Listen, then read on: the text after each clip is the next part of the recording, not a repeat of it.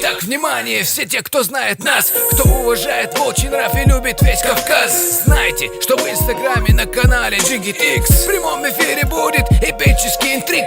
Сегодня вечером в 9:00 по МСК вы сможете узреть реального волка Беслан Шатойский из древнего Полтоя. В прямом эфире с волчьим настроем.